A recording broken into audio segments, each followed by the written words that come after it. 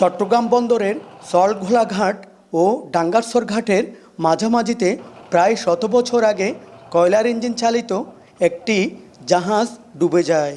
কয়েকটি প্রতিষ্ঠান ব্যর্থ হলেও হীরামন সালভেজ দীর্ঘ ৮ মাসের প্রচেষ্টায় জাহাজটি উদ্ধার করে।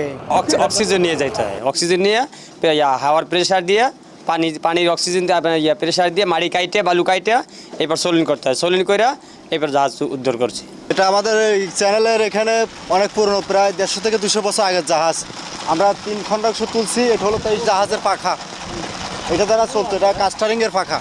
রিপিটের জাহাজ, রিপিট এবং কয়লা জাহাজের সাহায্যে চলতো। 2 সিলিন্ডার ইঞ্জিন, এখন বর্তমান ইঞ্জিন তো 9 সিলিন্ডার 8 সিলিন্ডার। এটি আমরা ধারণা করছি 1882 সালে এই জাহাজটি ডুবেছিল, আর এটি একটি ব্রিটিশ জাহাজ।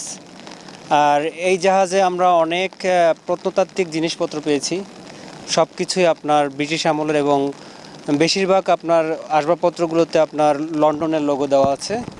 ৭৬ থেকে এই জায়গায় বিভিন্ন জাহাজ তুলছি, জাহাজের নাম তো আর সব করতে পারবো না। এই লাস্টে আইলাম এই জাহাজটা তুলতে। জাহাজটা অনুমান জানি না, আমি অনুমান করি যে ব্রিটিশের আমলে ডুবছে। ব্রিটিশ আমলে ডুবলে জাহাজ দেন হয়তো 200 বছর হইতে পারে, 150 বছর হইতে পারে, ওটা কোনো গ্যারান্টি আমি দিতে পারবো না।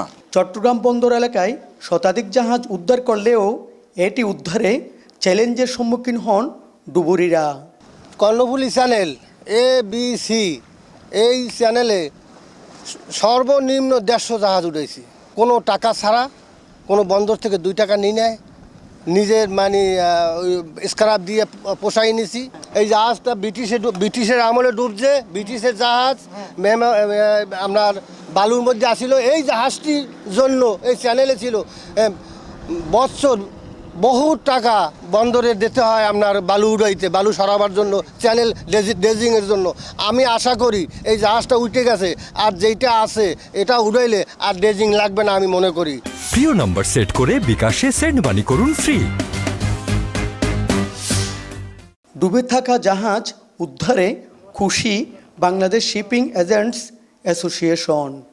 এটা অবশ্যই আমি সাধুবাদ জানাই, কারণ আমাদের কিন্তু এই যে কর্ণফুলী নদীর যে মোহনা এবং কর্ণফুলী নদী কেন্দ্রিক যে আমাদের বাণিজ্য, জাহাজ বাণিজ্যের যে বিশাল একটা কর্মযজ্ঞ, সেটি অনেকটা নিরাপদ হলো।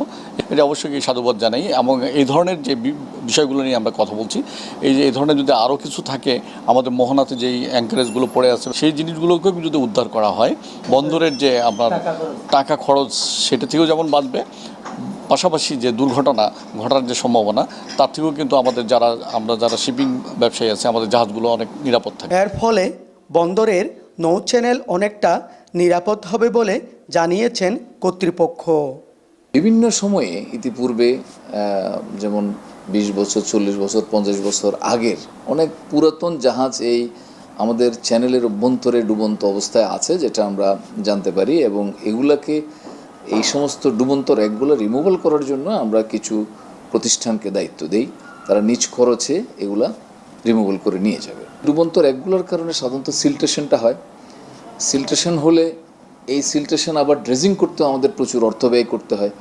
তো সব বিবেচনায় এই র্যাকগুলো রিমুভাল হয়ে গেলে এটা চট্টগ্রাম বন্দর কর্তৃপক্ষের একদিক থেকে চ্যানেল সচল থাকবে, অন্যদিক থেকে আর্থিকভাবেও আমরা লাভবান হব, কেননা এটার জন্য অতিরিক্ত ড্রেজিং কস্ট আমাদের ব্যয় করতে হবে না। জাহাজে বেশ কিছু প্রত্নতাত্ত্বিক সামগ্রী পাওয়া গেছে বলে জানিয়েছেন উদ্ধারকারীরা।